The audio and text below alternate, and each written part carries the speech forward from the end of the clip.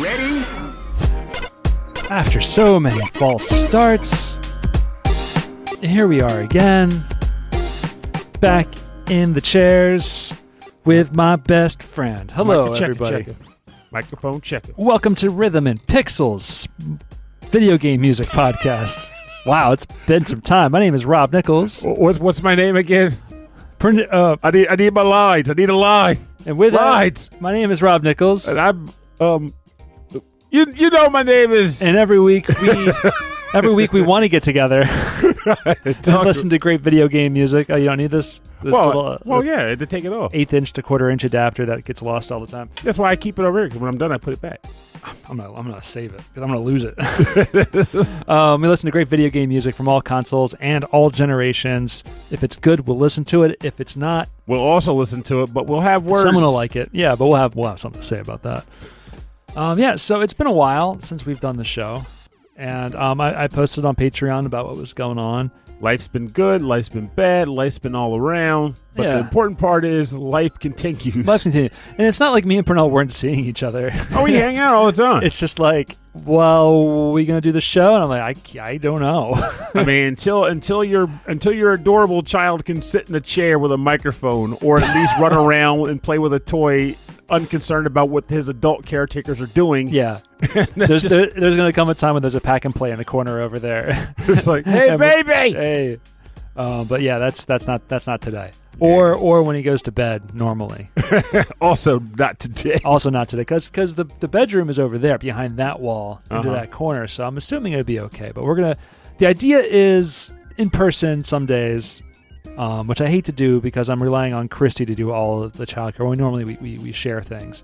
The trade-off just ends up having to be, okay, this is the time where this happens, so is there something you want to do that takes 2.5 to 3 hours? Yeah, I know. But then also, there's other things I need to do for myself, like exercise and eat right and work. So it sounds like we're going to be doing an episode while we're jogging and talking. Yeah, that's going to be the next show. It's just us on the run. God.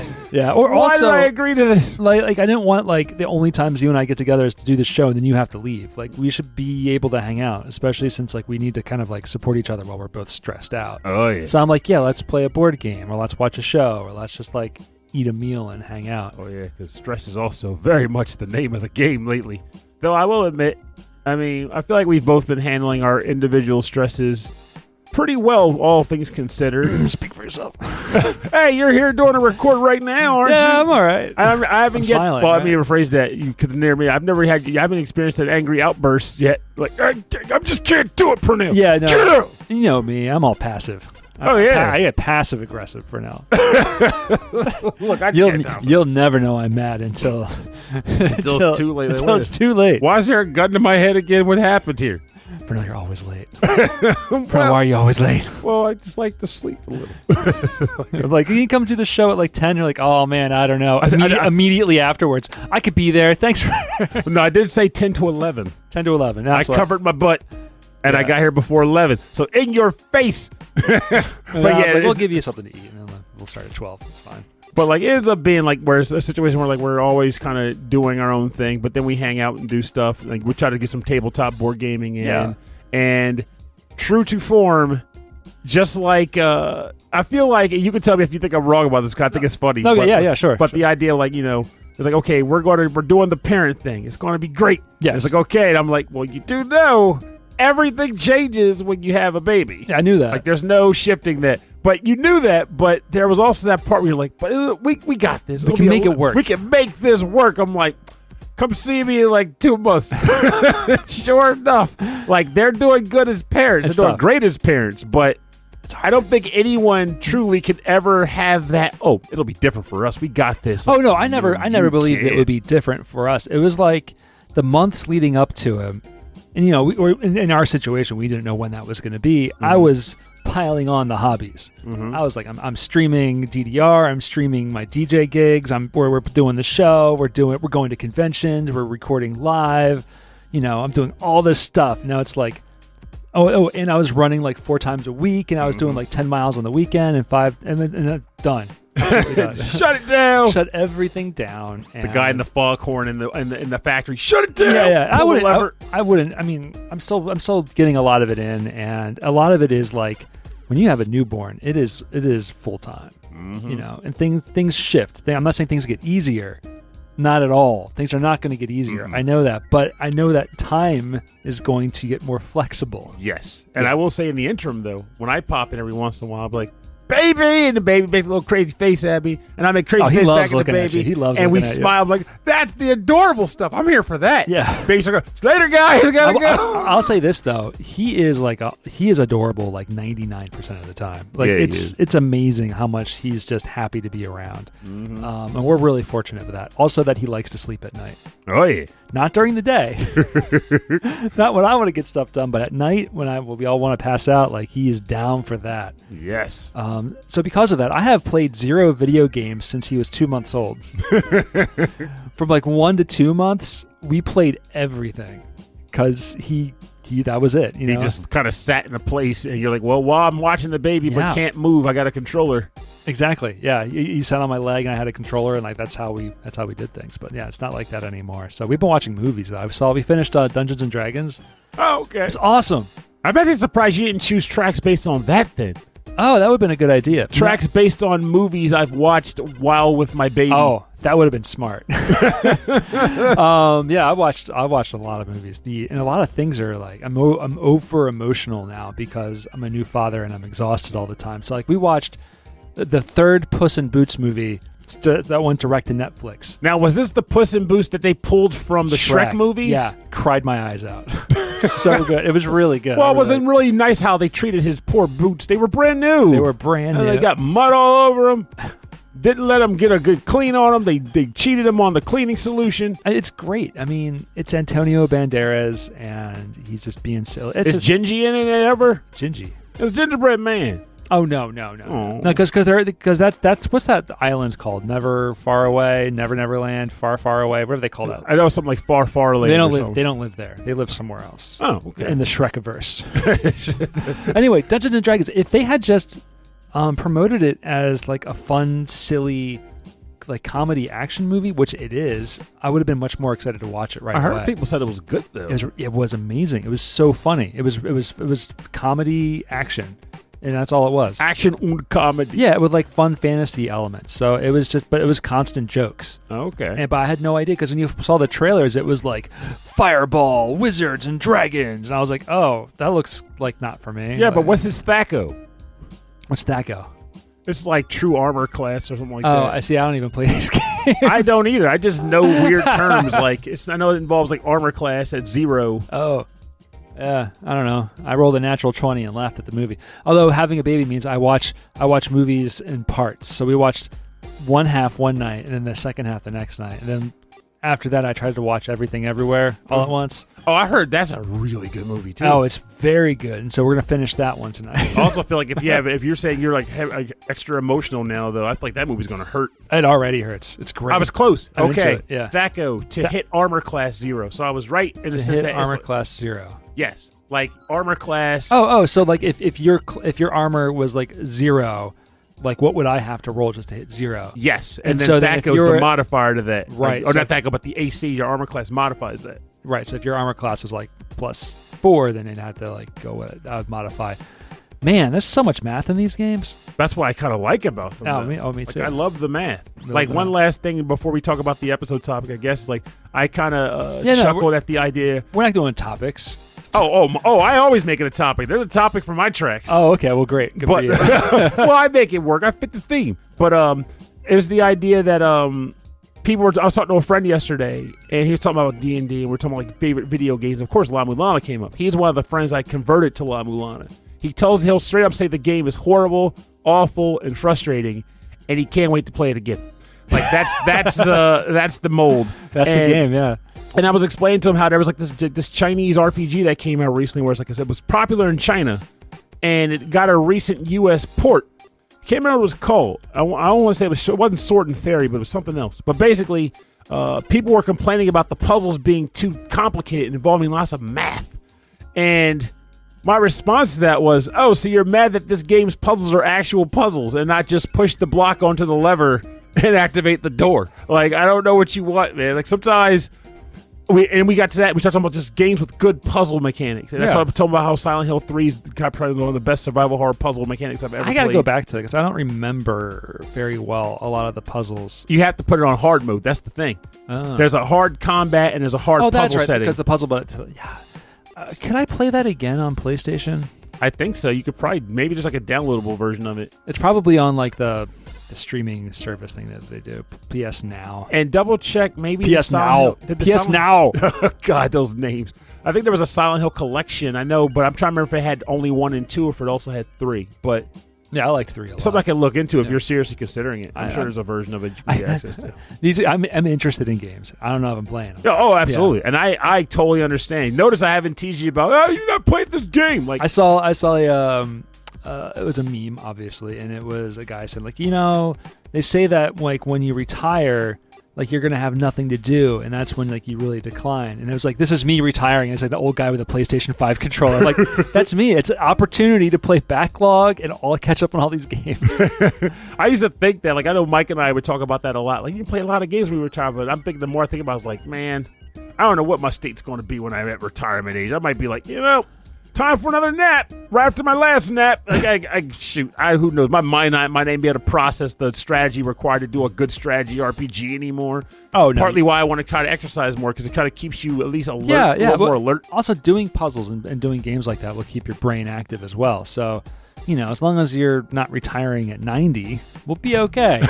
I'm not going to stop playing DDR. I'm going to be like 80 years old playing that damn game. You have a walker, which is going to change the way you place your feet. I'm not going to be one of those people who are like, well, I have a family now. Got to sell my pad. I'm like, no. I got a family now. Time to sell my children. I got to play. Like, I'm going to strap. No. The trick is you get your kid into the game too, and he becomes an internet celebrity who plays DDR.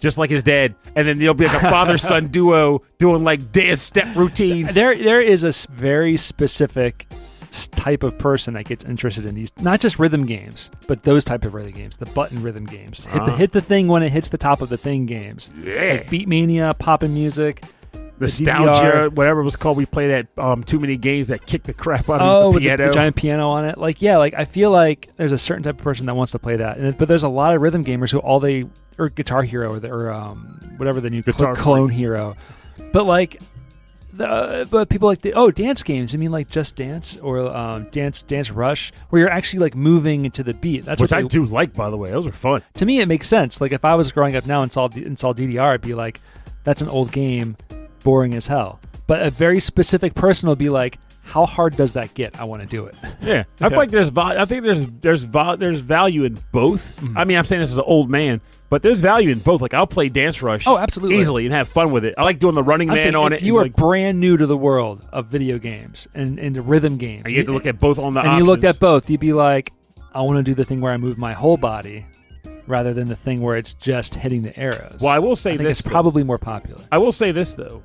If you're in the arcade actively looking at these things as a person who actively plays games, not just some randos getting drunk at the bars, like, oh, look, arrows. I feel like the music would be a factor too. Yeah, that's true. You might be like, hey, I want to try hearing this song in this game, and then that is what gets you to do the thing that the game wants you to do. So you'll play it as long as the soundtrack is good, and when the soundtrack is bad, you won't care, and you'll just stop playing. So it's one of those things. Yeah. So, boop, boop, boop. And there you have it. So the reason you might be like, well, why is Purnell not saying a lot about what's going on in his life?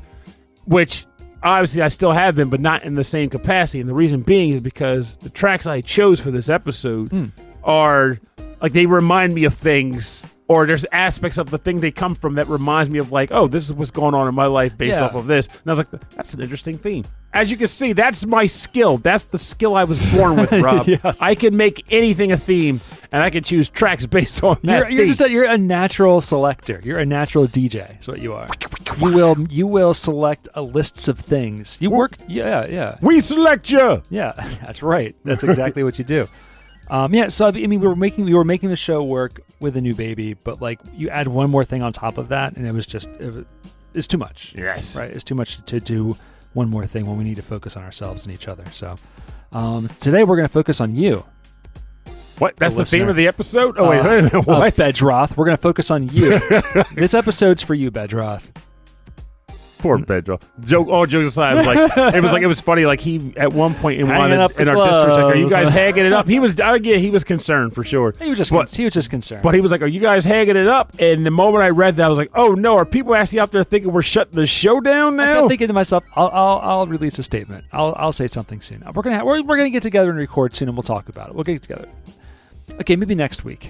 Maybe next week. I don't have the energy. On the pause, that was only like 2 weeks ago, so we're not too far off the mark. Yeah, and we're not completely like off the grid. I mean, if you want to reach out to us. Oh, we still do Discord. And we still by the way, folks, speaking of which, for those of you who are genuinely still doing the Summer Games Challenge and posting when you complete games and stuff, thank you so friggin' much, because I'm going to tell you something. One, it lets me realize that there are people who are like, I actively enjoy doing this. It's like a social connection thing. And that's what it was always meant to be, a social connection, plus actively getting through your backlog, or at least experiencing some games within it. So thank you for doing that. And two, it actually motivated me to find some bits of time to still try to get games in. It's not the same way I usually do it. It's become a thing where like a buddy and I, every once in a while, we'll get together to choose like one nostalgia game, as in a game you can likely play through in one sitting. Not an easy game necessarily, but just a game that can feasibly be done in one sitting. And we knock it out. Without fail, we've beaten every game we've attempted so far. I like that. You posted about, what was the last one you guys played? Well, we played through Mega Man 8. Mega Man 8, that's what it was, yeah. Yeah, and oh my God, the voices in that game are they're to die for. They're so bad. Wow, Mega Man 8, I can't wait to hear him talk. I've been waiting all my life to understand how these characters are going to talk. What are they going to sound like? And you're like, oh. Like you got Dr. Light, who's like played by Elmer Fudd. Yeah. Mega Man. It's like, what is this? That was a decision. That was an actor decision right there. I was like, you know what? I'm going to make this memorable. I'm going to do me. This is how this character is going to sound. Every voice in that game is hilarious. Hey, Mega Man. I'm hunting Mavericks. I guess that's the other way around. But it still works just because of how funny it is. Mega Man jokes. That's a theme for next episode. Mega Man puns. Mega Man dad puns. Yes. Okay, so why don't you kick us off with some music then? Okay, well, the first track I'm going to play, I probably should have picked the second track first, but I'm still going to stick with my order. But this comes from the game Star Ocean: The Last Hope. It's called Night of the Chase, and it's composed by Motoi Sakuraba.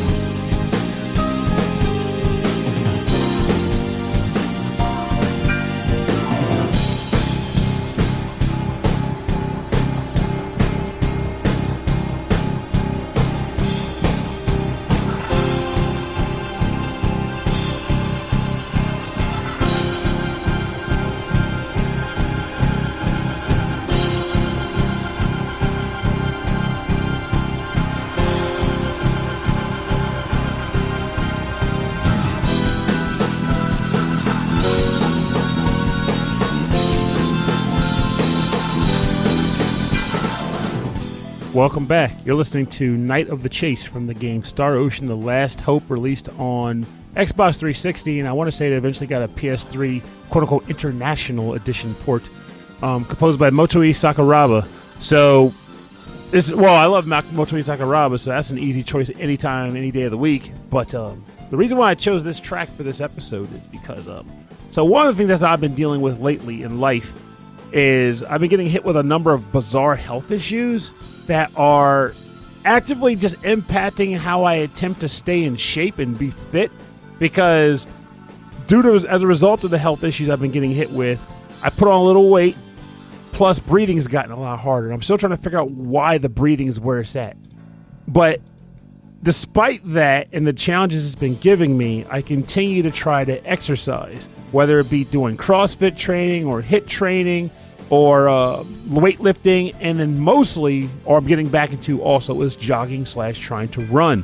I use the word trying in very large text because in Star Ocean: The Last Hope, one of the biggest complaints I had about this game when I first started playing it was the fact that when the characters were meant to run on the overworld map or whatever, they didn't just run. They did this thing where you have to press the button and they do like a quick dash, like a burst of speed. They dash forward and then they stop and they just walk. And it's like, okay, so in order to get places quickly, you just kind of keep mashing the run button to keep making them do short bursts of runs, like dash, dash, dash, dash. Because that's helpful. It's not. It's so frustrating. That's great for the player to do.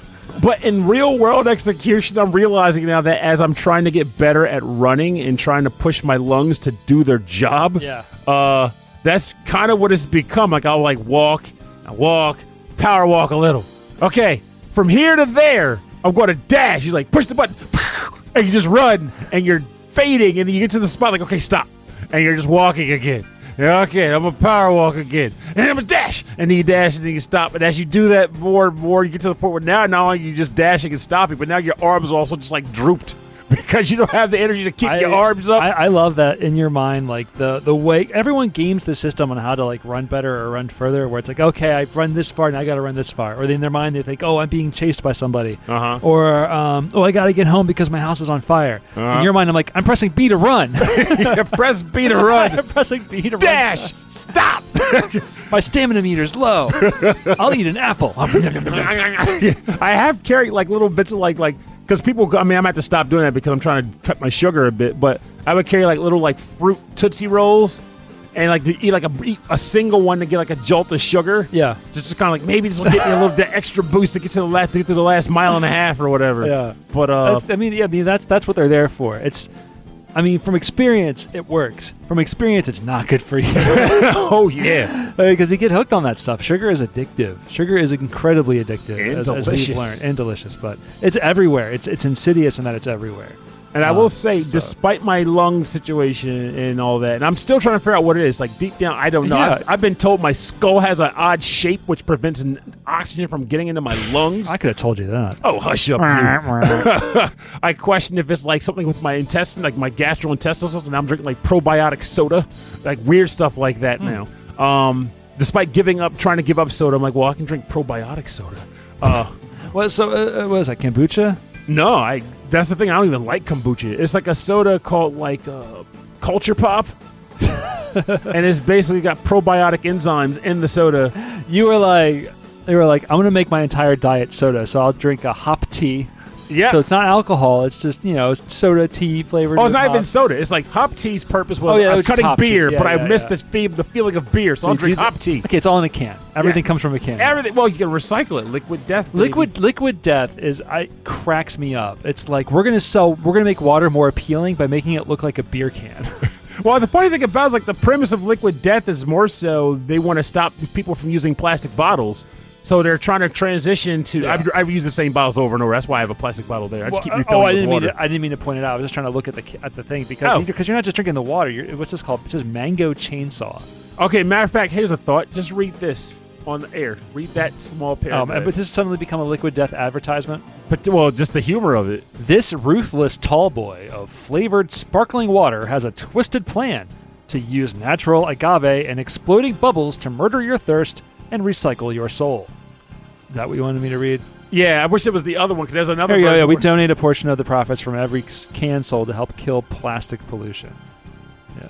Yeah, like it basically they lean hard in the whole liquid death model to say we murder plastic. So you got a whole. Yeah. So this is one serving. That's pretty significantly sized. Oh yeah, it's a full can of like sparkle water. 19 ounces, and it has got a teaspoon of sugar.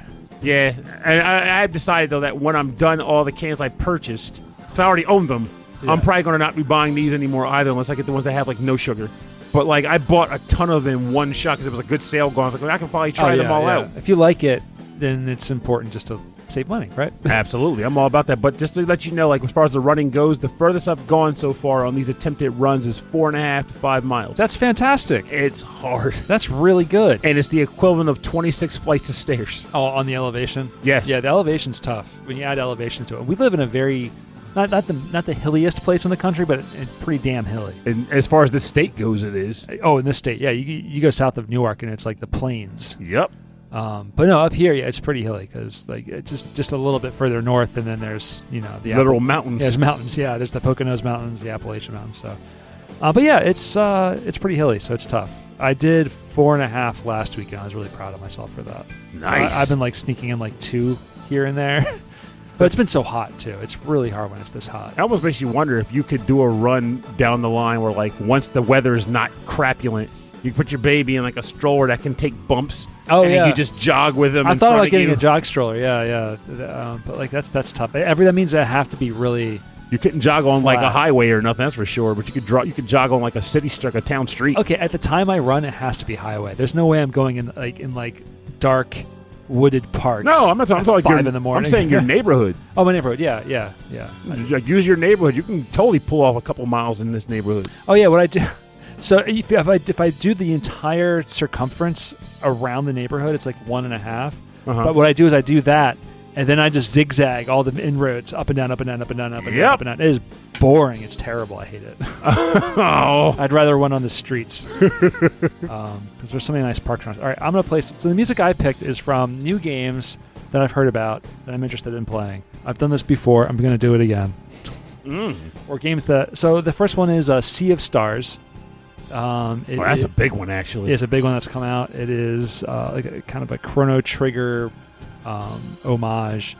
We've got music by Yasunori Mitsuda is in it, who is kind of backing up the main composer Eric W. Brown.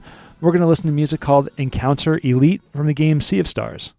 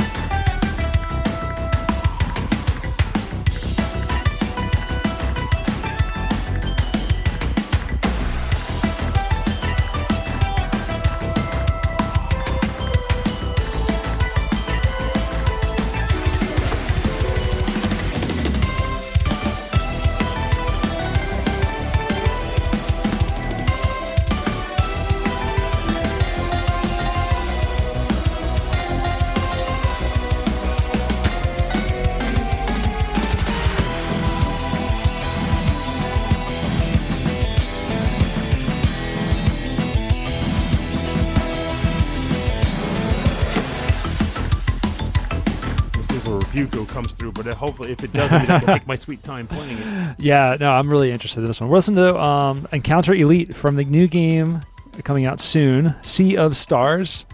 This is by Eric W. Brown.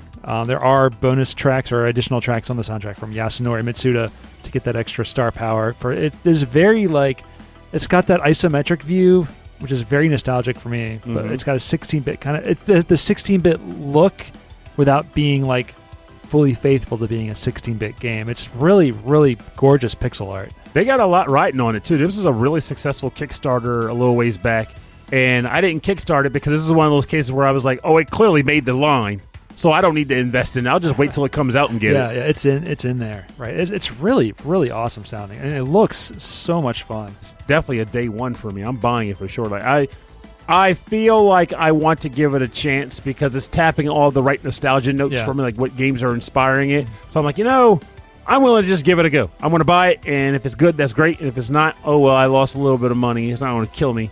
But I want more stuff like this, especially because when you talk about retro RPGs, it's amazing how often Chrono Trigger will come up as like being one of the definitive best. Oh, yeah. Yet there have been so few attempts at recreating what that game did, and dang near all of them failed at doing it. Like, no one's gotten it. Yeah, it is really like Chrono Trigger. It really is like a lightning in a bottle. Yes, lightning in a bottle. Like when Christy and I would play games together, and she'd be like, "Wow, what can we play another game like this?" I'm like, "No, you can't. There's the only one." Yeah, like Final Fantasy X, we love so much. Like that's the only one. Like they don't make other games like this. And it kind of kills you in a way, doesn't it? Like for all the games that come out every month, and all the different developers, and all the games that are like inspired by this, or it's a such and such like, or whatever. There are still games from that long ago that no one's actually even so much as, if I don't even want to say attempt to replicate, because sometimes that's not the case, but no one successfully done it, or there's so few iterations of it. I mean, really, like some of the greatest games that were 8-bit and 16-bit, no one's ever tried again. Like Biker Mice from Mars, the game, Uniracers. Never seen another Uniracers like that. Two times that's come out in 2 days. Souls-like. There's roguelike. Where's where's my Uniracers like? Uniracers like, or Snake Rattle Roll. There's no Snake Rattle and Roll. Mario Party. That's it. That's all people want. No Snake Rattle and Roll. Oh, man, in my defense, where's my Snake Rattle and Roll like? That was a rare game too. Believe it or not. Yes, it was. Yeah. Good soundtrack. Yes, a really good soundtrack. But I would. You said Uniracers came up twice already? Well, they came up 2 times in 2 days. So the friend that was visiting me told me he has an unopened copy of Uniracers. That's amazing. And he's holding it specifically because he wants his children to be able to open it up. To be like, this is what we had as kids. This is what we looked forward to when we bought a game. We took it home. Oh, wow. So we unwrapped the plastic. And he's like, I wonder if it's going to have the same new game smell in it. I'm like, actually, it could. It could. It's vacuum sealed, so it could still have that. But it's interesting in that sense where it's like it was a combination of like I just want to kind of give a middle finger to the kind of keep it sealed groups out there, but also I want my kids to be able to be like, this is what Dad used to experience when he was a child. Yeah. Just like how I still have unopened packs of Garbage Pail Kids from 1985 just sitting around. Like one day I'm like, hey, you want to open this pack of cards? This is what I used to look forward to. That's awesome. So I feel like cards are the one thing. Games, media always changes. The smell for me, it's the smell of the plastic wrapped CD cases. Mm-hmm. Oh, tapes. For some reason, cassette tapes have a really distinctive smell to it. You can't replicate that. I don't know. It's the chemical in it or something. By opening those up and the way it sounded and the way it smelled, you can't recreate that anywhere else. So imagine you came across a friend who had an unopened cassette tape that you really liked the artist of, and you're like, okay, I will die from nostalgia, but it doesn't mean anything anymore, right? Like the music, the way people consume music and consume music, the way people listen to music and find music is so different than when it was over 30 years ago. Oh, absolutely. Yeah. But therein lies the rub, right? It's like you can acknowledge that times have changed, while at the same time being like, here's a bit of what it used to be like. I guess like you those old houses. I don't want it to go back. Oh no, God no! But it's like going to Philadelphia and going to those old time houses they kind of kept intact. Yeah. And downtown Philadelphia is like you walk into like the bathroom and see how their sink has a freaking pump on it, and you're like, they used to have to pump water to wash their hands, and they used to wash their hands not in like actual soap, but like some kind of like lard. Okay. Sitting in the sun. I just gotta say, if there was a person from the colonial area, right? Colonial era? Yeah, from that era. Thrown into the present. Thrown into the present. They're not going to have nostalgia for that kind of bathroom. They're like, man, if I saw a bathroom these days with that pump, and if I got sick, if I got that sick again, I'd feel so nostalgic. Oh, no, but you would be that kind of person, like, hey, this is what it was kind of like when we were growing up. if we got bit by a snake, they'd cut our arm off. Now you can just get a shot. Daddy, where's your finger? Well, let me tell you about that finger. Oh. I went to pet a squirrel. It was in the backyard. Didn't move because back then squirrels weren't scared. They were brazen. I went to pet a squirrel. That's on my family coat of arms. Squirrel petter. It's a guy with a musket in one hand and like no arm on the other. It just says Nichols family went to pet a squirrel. There it goes. Bye arm. All right, what's your next track? All right, so my next track is I jokingly said I should have picked this first because we were talking about Mega Man jokes. This came from the game Mega Man 11, and this is the theme for the Torchman stage. And it's composed by Marika Suzuki.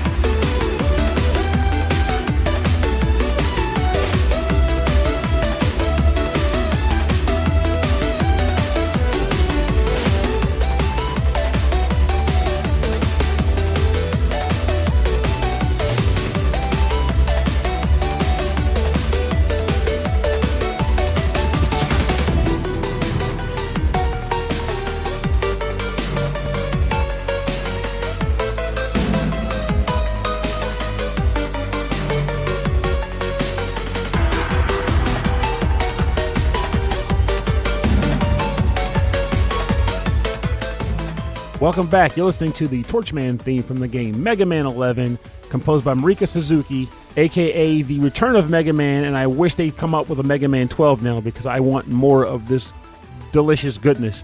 The OST for Mega Man 11 is a little bit on the divisive side. There are definitely tracks that I feel are like, this doesn't sound very Mega Man, and there are definitely tracks where I go, this is totally Mega Man.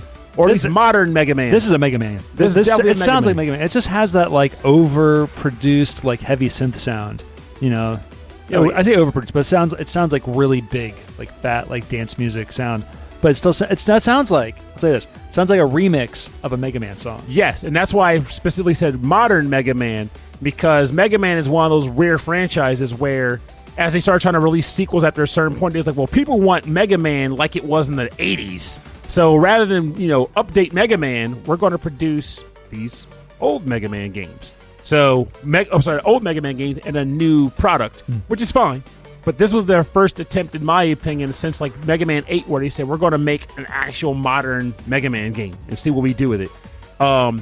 This level, the Torchman level, is probably one of my favorites in the game, despite also being by far the most frustrating level in the game.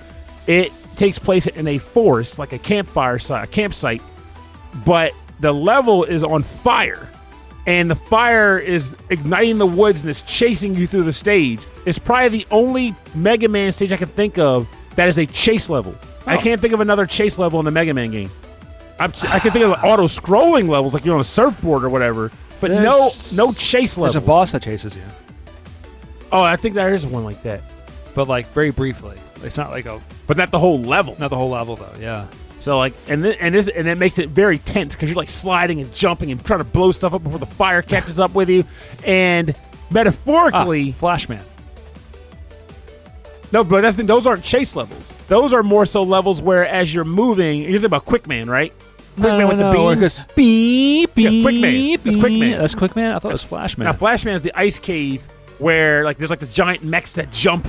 And the little circle guy. No beams. No beams. But you do use the flash stopper to stop the quick beams. That's probably what I'm thinking about. Yeah. Okay. But but those aren't so much chase levels as like... Because I need the flash stopper. Okay, wow.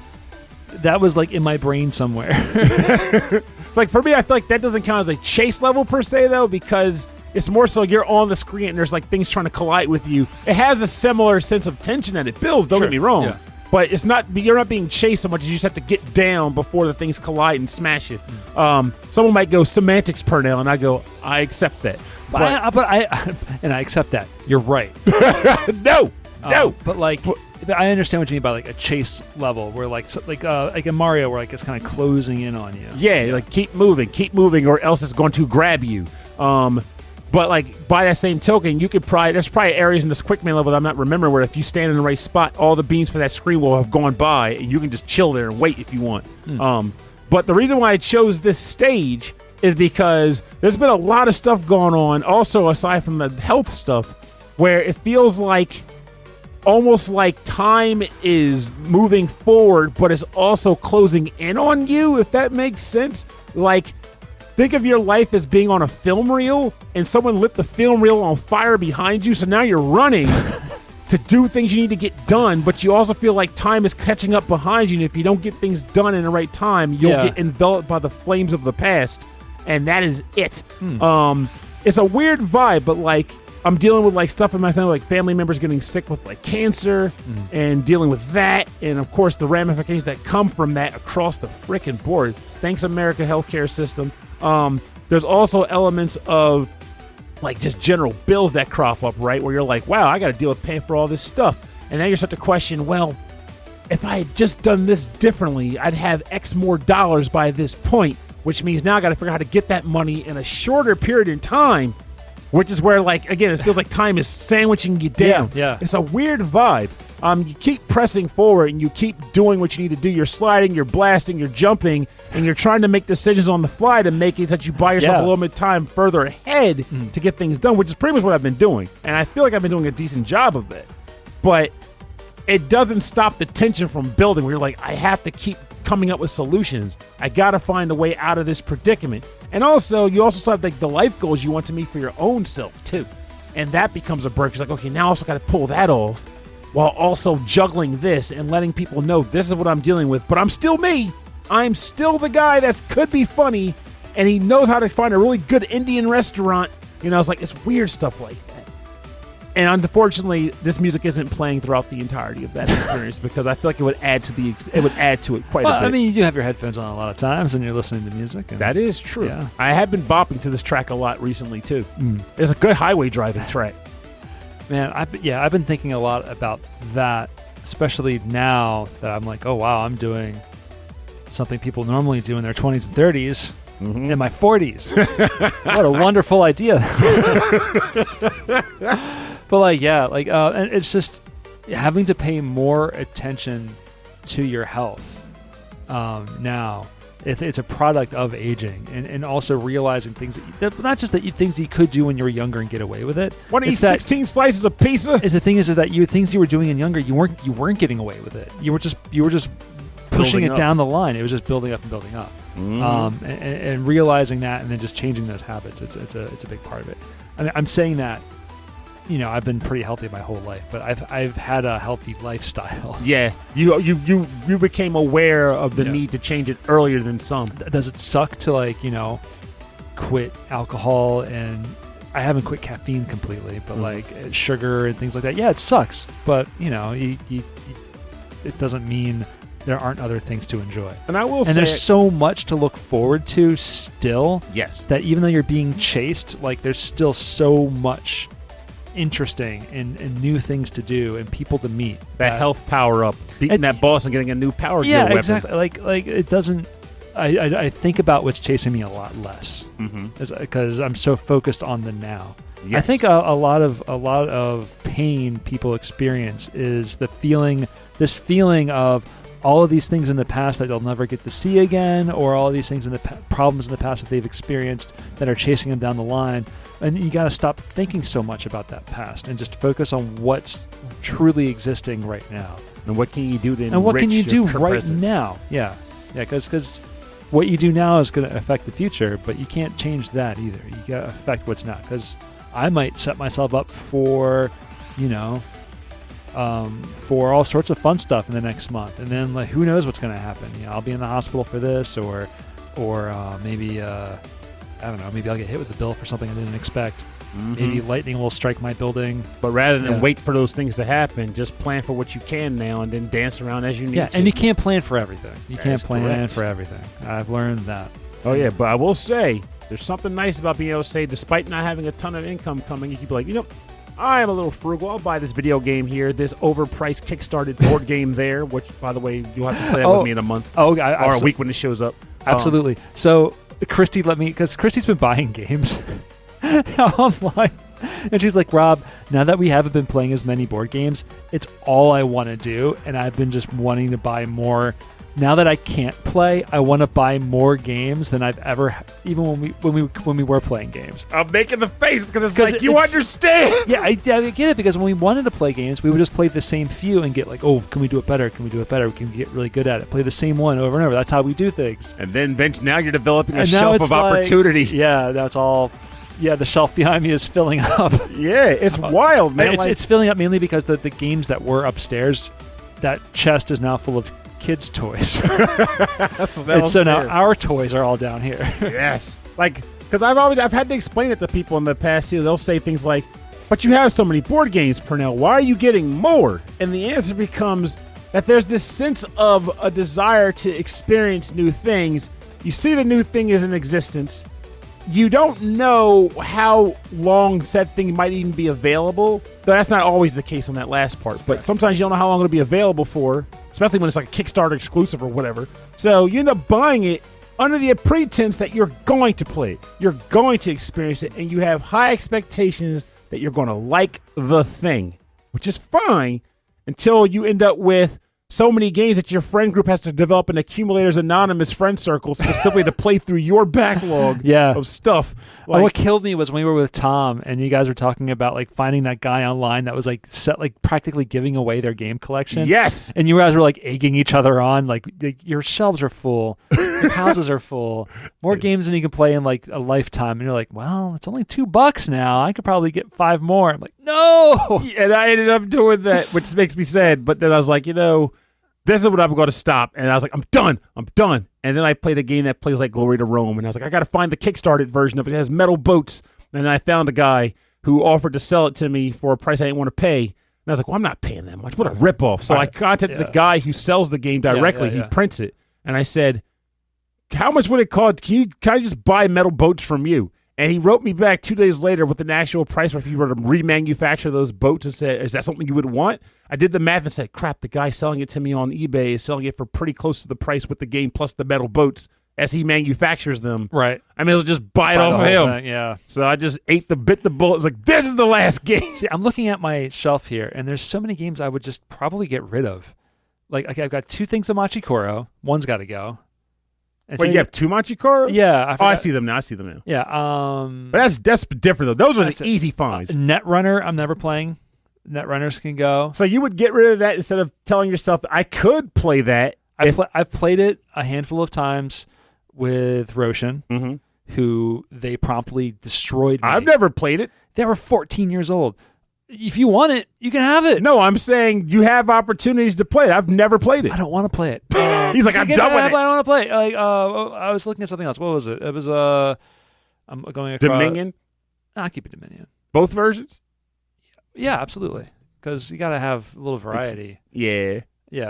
I guess that. Oh, no, Taboo. All right, me and Chris were talking about Taboo yesterday. Because I own that, too. We love Taboo. That's a Taboo from like 1985. And so half of the we can't play that with our nephews and nieces who are younger than 30. Okay, they don't get the words. Or even younger than 40 because they don't get any of the stuff in there. Like Mikhail Gorbachev. Which is funny. That's the version I've got, too. Yeah, so I wouldn't mind a fresher version of Taboo. But some stuff I'm just going to, like Libertalia, don't play that. I have that, too, but I have a better version Ascension of it. So could probably go. There's just some stuff I can clear. I could clear out space, and I'll put it online, and then you'll be like, "Wait, no, give it to me." No, I won't go that far, but I will say it does blow my mind that you're just like, I'm getting rid of that. I would get rid of that. Yeah, because in my case, I'll be like, okay, I just played it. What do you think, Pernell? Well, I think it's pretty fun. And in order to convince myself that something can actively go, headbands. Why do I have headbands? I don't even know why I have headbands. Well, I've heard fun things about headbands.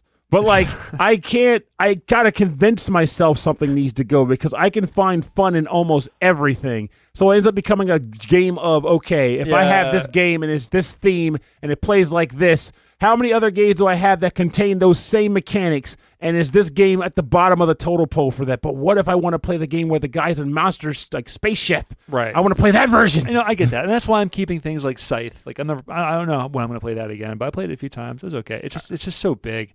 Okay, headbands. I also don't want to play because we went on a family vacation with Christy's sister's family, and they brought some like family friends with them. That gave everybody lice. Headbands gave them lice? One kid has lice. Everyone's putting the headbands on, swapping them around, putting the cards on, this and that. And like, hey, Uncle Rob, you want to play? Me and Chris are like, we're going to go for like... You know what you need to do? Everybody got lice. Just next time you play the game, just put some 3M on something. It's like slap the 3M on your head and call it a day. Yeah. We should put Post-it notes on your face. There you go. That's what that game should be. Because, actually, they make a phone version of that. You just put the phone up to your head. I have played that, and I like it. You just tip it up. A lot easier, a lot safer. A lot lot cleaner. Your own germs in your own head. Wow, we got off on a big tangent here. Torchman will do that to you. Torchman gets you. My next track is from a game called ProtoCorgi. Have you heard of this one? No, but I like the name. It is a bullet hell cute 'em up with a little corgi. So we're going to listen to that one. This is Leviathan 1 by Francesco Cerda.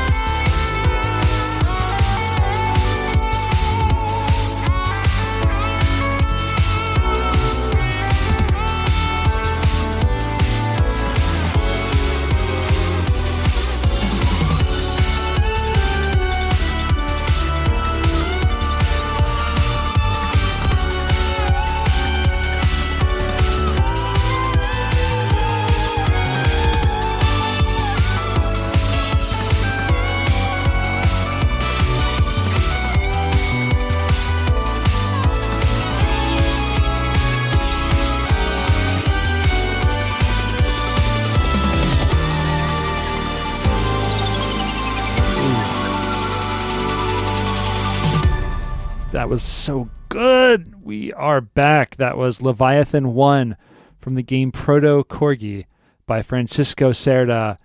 That was some fantastic music. It just sold a copy of the game. I know. I'm thinking for the next few episodes that we do, I'm only going to be picking like new music. New music, new composers. I'm scared. My wallet can't handle it. I'm just going to make Purnell spend money. Hey, look, Purnell, you want to buy that new game? Yeah, I guess. Yeah. But there's just so many new composers and so many awesome new games coming out that like I just haven't been paying a lot of attention to. Starting this podcast, I was mostly interested in retro stuff, and I still am. But there's so many new games and new music that's being produced that's so cool. Oh yeah, like because there's so much now, so much can fly under the radar. And that's been my motif for a while here. The challenge is that I have the added negative benefit or component where I feel like I have to play it too if I can. So it's like, yeah, I gotta play it, but there's only so much time in your life. But I keep freaking trying. And the Steam Deck now just makes that so much tougher to do too, or easier to do, because now that I can play Steam on the go without worrying about a PC that constantly wants to break on me, well, guess what? Now I have an abundant library of games I'm playing on the go. ProtoCorgi is a horizontal shoot 'em up in the classic style of, say, Gradius or Darius or Darius, I think they call it. It'd always be Darius. D-Force. It is. It looks adorable. You play as a corgi flying through space. With weapons and lasers and missiles. To me, the art style, it's the pixel art style of what's that one pixel artist who did like he used to do all those crazy animations. Are you talking with about zombies. Paul Roberson? Yeah, it looks a lot like that. Like some of the enemies look a lot like that. But like, I mean, you're otherwise like these little paws are kind of hanging in the air. It looks really, really cute, and that music is freaking crazy. Like I said, it sold the game. It's really, really good. I forgot what I was going to say. It is perfect for a shmup too. That's the other thing that's worth noting. That's music for a shmup, right there. It is. It really. The music from Automatius. If you played a lot of that on the show, but like it's like you want that kind of fun, but still really like well produced, kind of music. Or it's like kind of driving beat. Yeah, it's got a driving beat. It's kind of like orchestral in a way with like a big sound, but still fun. As long as a fun melody to it, and that's just got all of it going on. If you can't picture yourself jumping in the air and blasting off into space to that track, then it's not the track for you. And this is not like, I mean, this is not. It's I call it a cute 'em up, and that's kind of the old school style for things like now it's a bark 'em up, Twin Bee and Parodius. It's a bark 'em up. But yeah, it's all cutie little stuff, and that's what. But in that style of that arcade, hard, difficult arcade style. Now we gotta get Cello on the show because we had a dog bark. We have a bark 'em up. Oh, that's right. We have a meow 'em up. Meow 'em up. Maybe I'll pick all dog games when she comes on the show. There it is. Shell is coming on our show in the next few weeks, which we're really excited about. She will be promoting her new game, Whisker Squadron, which I think we talked about the last time she was on. Yeah. Yeah, I want to say that was the original reason for her coming on, was they were talking about the release that it was getting kickstarted at the time. Yeah, a while back. Yeah, and there was a demo and it looked cool, and she was like, "Hey, check this out." And I was like, "Dang, no." It was her game Kine. No, Kine was before Whisker. Yes, when she first came on. Yes. And I was like, "Awesome, we got a composer on the show." And she likes to chat, which is what we like. The last person we had, last few people we've had on the show have been fantastic guests. So we'll have some more in the future as things open up in our world. Yeah, it's easier once it becomes easier to schedule. That's the challenging part for guests, I think. That is a challenge. Okay, Pernell, what's your next pick? Okay, so this track is interesting and why I chose it, but I think it's appropriate for the season here. This is the Mission 2 theme from the original Double Dragon game on the NES, not the arcade, composed by Kazunaka Yamane.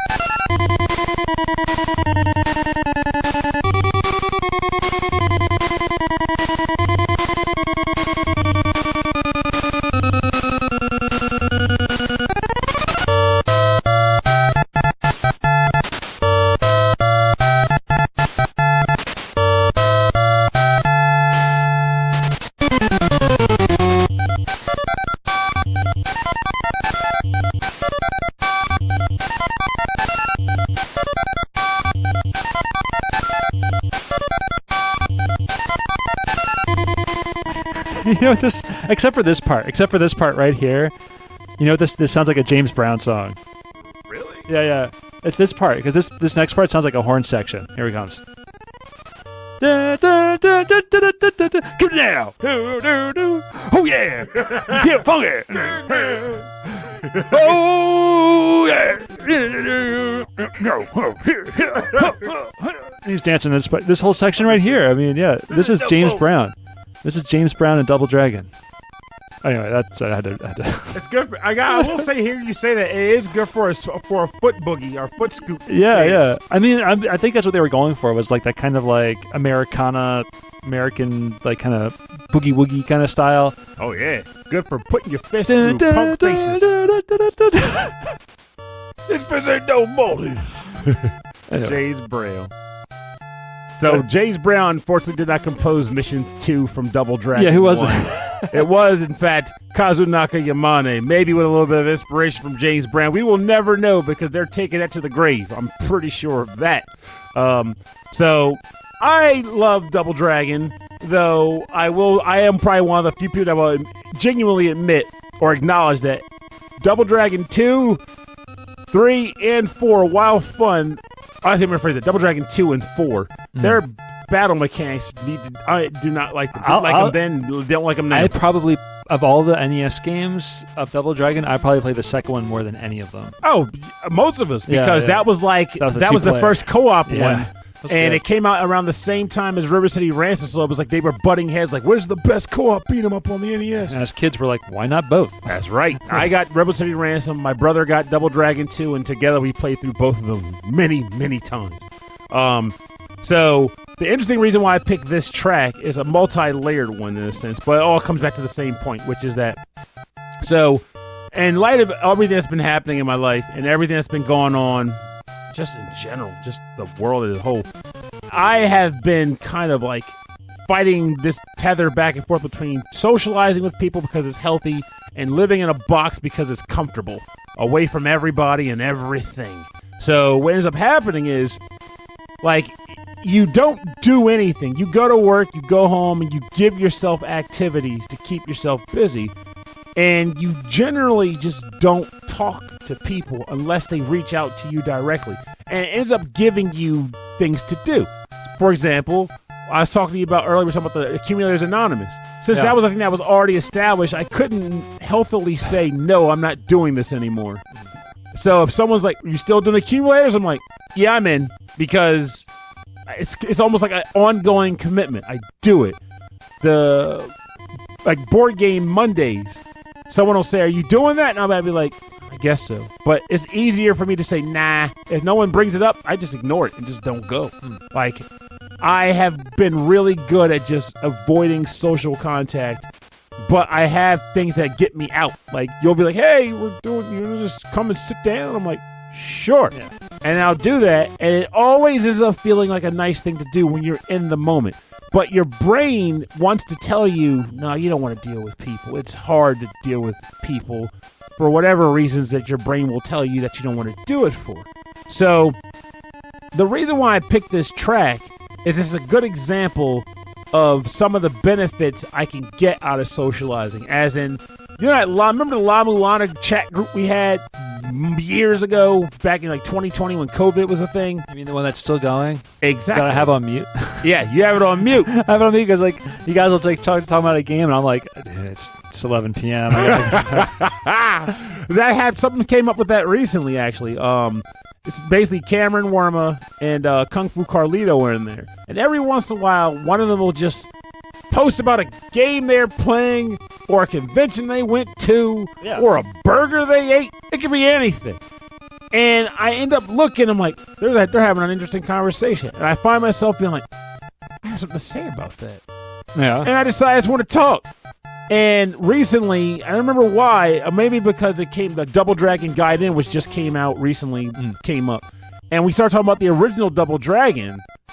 And despite the fact that this game came out in America in like 87 or so, Cameron didn't know, neither of them knew about the way to cheat the system in this game to get maximum hearts early on, which is a thing that changed the game as a kid and made it actually beatable. Because the game was hard. But a large part of what made the game tick was that you collected hearts through it was almost like an experience point system. Yeah, it was like an early kind of level up system in a game that wasn't an RPG. Exactly. Yeah. And as you leveled up, you got access to new moves. You could actually have more diversity in your combat strategy. So I just casually mentioned the cheat to get all your hearts early in the game, and Cameron was like, "What are you talking about?" I was like, "You're not telling me that you've never known about this cheat. It was a big deal back in the 80s. Yeah. Like, it was a Nintendo Power Playground talk. Everyone talked about the heart cheat." And I mentioned and explained it to him. There was a video. He was shocked, and Carlito was like, "I never heard of this." He was like, "What is this chat room where no one's heard of the heart cheat?" Like, it was an amazing thing. I was like, I feel good being able to share this old classic cheat with people in 2023. Everyone come around. An old man's talking. That's right, old man's talking. Let me tell you about the time I beat up a phantom character next to some girders in Mission 2 to get my hearts maxed out. Did him over and over again. And then I put the turtle shell up against the block, and I jumped, and then it would jump again on its own, and I would go get a sandwich and come back and have 99 lives. But the game couldn't count beyond 99, so it used crowns and mushrooms to indicate the lives I had. It was a weird thing. Because I loved that era of gaming. And that, you want to talk about an era that will never come back, but I would like to come back. That is it. A kind of secret The discovery. Secrets. Games having literal secrets that people either found on their own by accident and then shared them. Yeah. And it was like a slow drip feed. It wasn't just like you could just get a random Kotaku article that says, now it's crazy thing found by Guy. If you want to experience that, you have to pretty much shut off your internet access. Yep. That was me playing Tunic, and that's me playing Vampire Survivors, where it's like, how can there be so many hidden things in these games? Like, so many hidden things that seem like they wouldn't be there, and they're just everywhere. And they're there. And I'm like, wow, someone just put it there. But the wild thing is that concept, that idea of game design is not even common anymore. Like, it exists, and Vampire Survivors is a good example of that. But a lot of the time, it becomes just a DLC element now. You can just buy it. So, I've been listening to retro. Oh my god! I love how it's retro something. Like, it had to have the word retro in it. Retronauts. I've been listening to Retronauts, the podcast, and they've been covering Mortal Kombat 2 and 3. Mortal Kombat is a game where they were like, we're going to throw in secrets that no one else knows. People working on the game don't even know about it. There were some weird ones in that, too, like kicking a guy into a specific pillar. Yeah, like having to hold down low kick for like 5 rounds to do something, having to win 50 matches in a row to get Noob Saibot. Noob Saibot is, of course, Ed Boon and Tobias. I forget the other programmer's name. Tobias didn't even know that was in the game. He didn't even know it was in the game. All this stuff that you had to be like an arcade operator just to even see the menu. They put stuff in the arcade operator menu as a clue, just to know what was in it. But these are like, this is a world that never exists again. These are tricks and hidden things that no one knew about. They would just hope that someone would find years down the road, and then it would get released out to the public. And every once in a while, you'll see an article come out where they'll say, 20 years later, someone just discovered a secret that nobody found. Yeah, I think now in the world of speedrunning and the world of people, of like ROM hacking, people will eventually find everything. Will break the game to find whatever they can. Like now, Pokemon get announced, and someone will take the ROM and like say, we found code for a Pokemon that's not going to get released for 2 years. Yeah, we data mined the new Street Fighter 6 to find, what this character used to be called or something like that. Yeah, they'll do that kind of stuff. Data mining, they call it. Control F. Search it. Okay. Let's do that last track. Okay. Yeah, that last one you picked out. So we're not doing a traditional bonus round in the sense that we typically do. Yeah, I wasn't expecting to do like a normal traditional episode today, but just kind of we hit the record button and it turns into it. Oh yeah, so we're natural goobers on the microphone, and that's a good thing. So we're not going to have like more tracks after this part for the episode, but we have one that we want to play because it actually got sent to us by a listener. Oh, well, I don't even know if he was a listener per se, but he found our show and he wanted to share a track that he composed for a video game recently. And it's a game that I hadn't heard of until they brought it to my attention, which is kind of nice to see. It's like, oh, cool. I like to hear about new people's stuff and what they're working on. So I thought it'd be pretty cool to play it on this episode as we've been on this little hiatus. Like now we're back doing stuff, and it'd be nice to share this content. And there's a reason behind it too. Like everything has a purpose with this list. So the track title is just called the Shadow Era main theme, and it's from the game also called Shadow Era, and it's composed by Francesco Pirrone.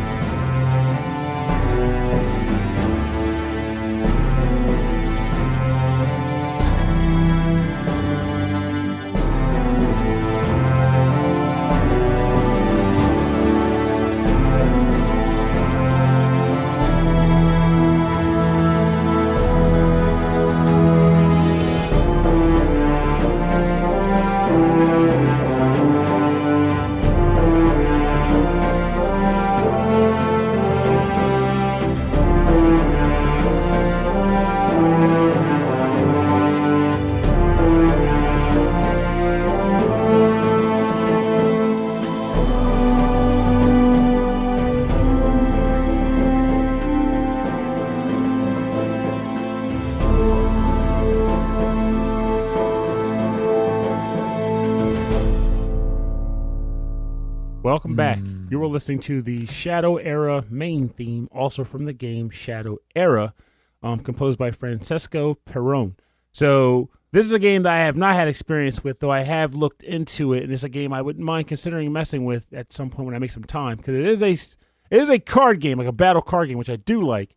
It's a collectible card game, which I usually don't like, but it's worth trying just to get a vibe for what the music that this game is the game that this music is associated with, you know. So and I do like this track, which is also a large part of why I wanted to feature it on the show, because why not? But the in-universe theme reason for this track being on the show is because the fact that, quite frankly, kind of tying off of the last track I chose, it's nice that we've been in a situation where we weren't able to produce like we were in the past. And yet, despite that, people still, remember that we exist. I know it sounds weird to say that. No, because you don't produce on the internet for a time, like you've stopped to exist, right? Yeah, you just cease. It's like, where is this guy? Where do they go? Whatever. Kind of scary in a way. Time to move on to the next big thing. Yeah. But people acknowledge that we still exist. Like there was an article where we got mentioned recently regarding like VGM and like the idea of like keeping it like dialogue about it per se. We're not composing it, but like dialogue about it.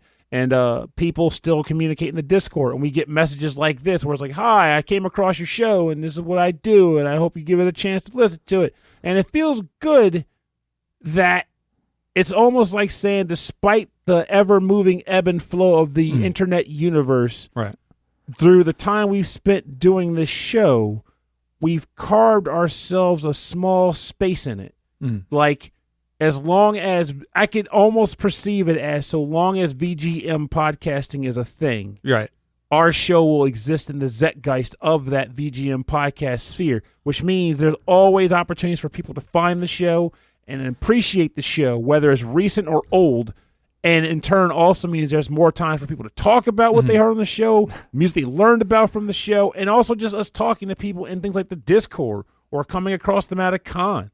Or whatever. It's a nice... I hope that people continue to enjoy it for as long as we continue to do it. Yeah. You know, and if our show turns into a role-playing game audio podcast where we listen to us play Dungeons and Dragons, or you and I finally getting really, really into mixed martial arts and talking about our favorite mixed martial arts fighters. Well, I do love punching. Yeah, you know, I mean, honestly, I'm just making fun of this is what other podcasts are about. I would love for this style of show to become a little bit more popular, a little bit more out there in the mainstream. But unfortunately, we don't have a lot of big named actors and comedians do these shows. But think about it, it makes you kind of wonder, like, what would it truly take? And I say that because video games as a whole are extremely popular. They make boatloads of money. We need someone with connections to go reach out there and be like, hey,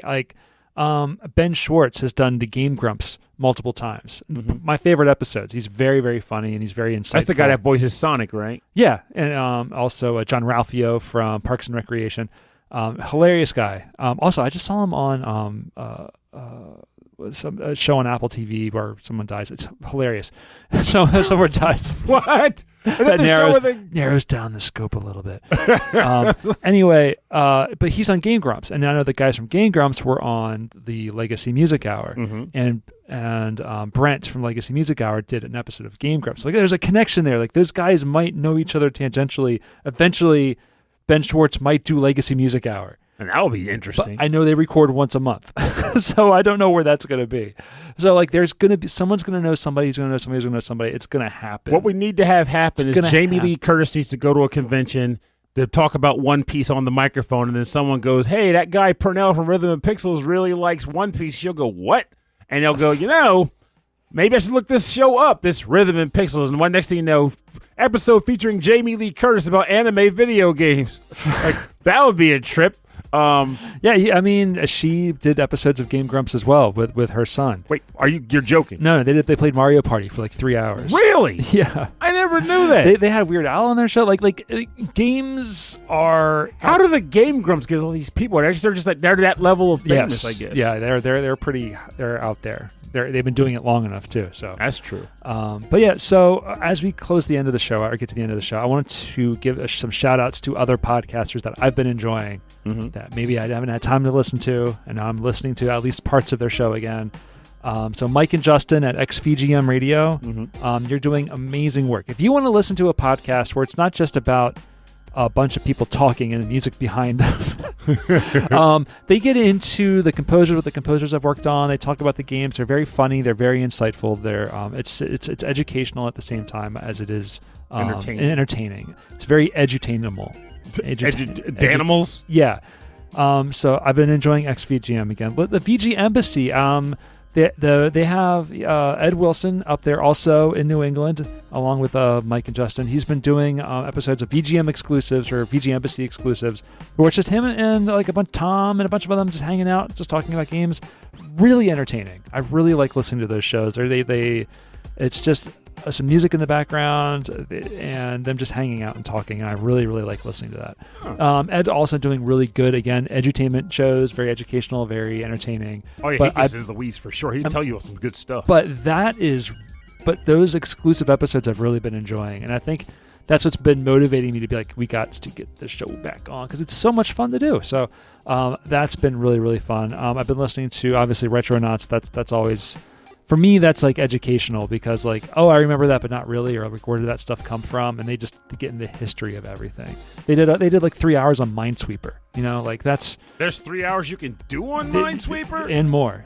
It's very interesting. Wow, very cool. So like, I listened to that. Well, I wish I could be listening to more, but I don't. So I want to make sure I want to shout out the VGM podcast and the VG Emporium. They're out there doing the good work, and I want to. Just to shout those guys out. Oh, they're fantastic. Oh, and the Shujin Academy. Shujin Academy is awesome. I mean, they're out there. I just want to make sure that, people are out there doing amazing podcasting, doing really, really good shows.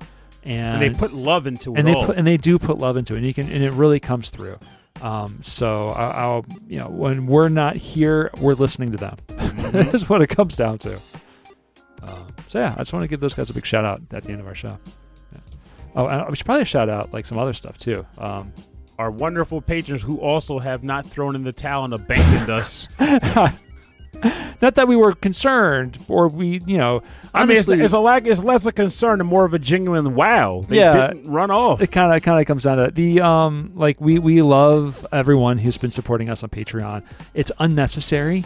but it is very much appreciated. Absolutely. We will continue to do the show for as long as we can because we just really love doing it. The money does help keep everything hosted and keeps everything going. I've got new headphones in the studio. We upgrade microphones and gear here and there. No more pine cones on strings for us. Yeah, I mean, I liked my earbuds. These things get a little warm on my head, but they sound really good. Yes, they do. And they look good, right?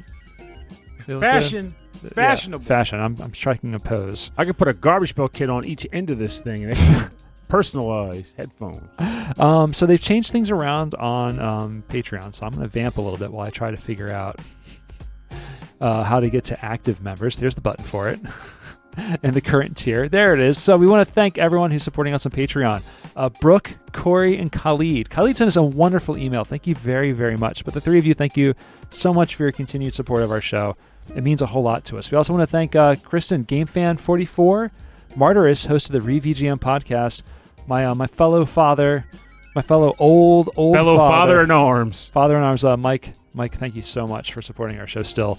That means a lot to us. Vashin8060, and we want to thank SuperGameStation.com. Catch them out at www.supergamestation.com. He still puts in the work on those retro games, too. Like, he has a decent supply of product. Like, I still follow like both him personally and his store, and he gets some interesting. His brother's products and Joe, stuff. right? Joe. Yeah. Okay, that's what I was trying to remember the connections. We met him at MagFest, and I was like, "Oh snap, that's you!" Yeah, I'm like, "That's it. That's Super Game Station." Yeah, I was always number one. They just put the number one. It makes me sad that he has Super Game Station though, because it was so much fun. Like the number one, Super Game Station number one. He should change his URL. Change the whole just company name. Number one. Yeah, incorporate it. Number one game station. Antmaster, thank you very much, Antmaster. Thank you to Brian Pitt, Cameron Werma, Carlos, the Kung Fu Carlito from the Heroes 3 podcast, Chris Weisner, a.k.a. Musashi219. The wise guy. Also, was fun having you on the show last one time. of our most favorite guests. We really wish the best for you. We hope you're doing well. Christopher Shenstrom, thank you very much. We also had on fairly recently, right? Yes. From Gameable Audio. Thank you to Chuck Kowalski, Davey Cakes, David Good, David Taylor, Enchilada Rigol, Harold Howard, Triple Jeff, to Justin Snyder, host of XVGM Radio. The Justin Snyder. There's only one! The Justin Snyder. Keith Shusterman. This is going to sound great over headphones. Keith Shusterman, thank you very much. Rage Cage, host of the VG Emporium. Reinhard Selkova, Sleepy S'more, Steve Miller, Taco, and Zach Thornbach. Thank you, all of you, and many more, for supporting our show. We like to read your names out every week. It means so much to us. If you want to find out more about our show, you can go to our website. God darn it, threw me We off. didn't even do it, yeah. Yeah, because it's the other way around. It's www.rhythmandpixels.com in your face. And you can send us an email. At rhythmandpixels@hotmail.com. That's right. We still got a Hotmail account. Water for the bottle. You can send it to outlook.com. That's fine, too. You know what I could do? I was thinking about buying the domain to tie up to my email. So it would be rhythmandpixels@rhythmandpixels.com. That would be pretty funny. It'd be very, very long. And if we also have our 24/7 YouTube radio station, youtube.com/rhythmandpixels. You can also go to KVGM Radio at YouTube, and they have a live station there. The server is at my feet right now. I have to not touch it. It keeps his feet warm. That's why they're there. It runs hot. That computer does run hot. And upstairs, the other one's running in a closet that's actually melted the paint off of the door. So, but yeah, it's been on for a long ass time, and I'm really proud of those radio stations. So yeah, thank you everybody for listening. I think we'll be back soon. We're gonna be the next few episodes. We'll be doing remotely, and then not remotely, then remotely, not remotely. Just because we'll be recording later at night when people are sleeping in my house, and I am ignoring my own sleep. So we're gonna have Sleepy Rob and maybe not so sleepy Purnell. Not so sleepy Joan. And then Shell will be on the show soon to talk about her new game. Yeah, I always love having her on the show. She's got a lot of energy, which is great, which is always appreciated, especially if we're going to be recording at night. Okay, well, thank you everybody for listening. My name is Rob Nichols. And I'm... What's my name again? I need a lead. What's your name? What's my name again? Turn my headphones up. It's Purnell. That's Purnell. That's his name. Thank you, everybody. And remember, I kind of said a lot of that already, but yeah, just you got to keep doing what you got to do within the best interest for yourself to continue existing on this plane. Things are getting tougher, oddly enough, and I feel like it's only going to continue to get tougher as time progresses. So make the most of the time you got. Put forth the best effort to make sure that you have yourselves up in a way to be as comfortable as possible. Make friends, make connections, form relationships, play games. Surround yourself in positivity so that when the hard times come and they start beating down your door because they want to, freak you out or whatever the hell bad times do, you have a wall of fortification to protect you from the harshest elements that come from that on an emotional level. And sometimes financial, too. Who the hell knows? Just do your best. Freaking hard out here. I just bumped my... Ow. Donk!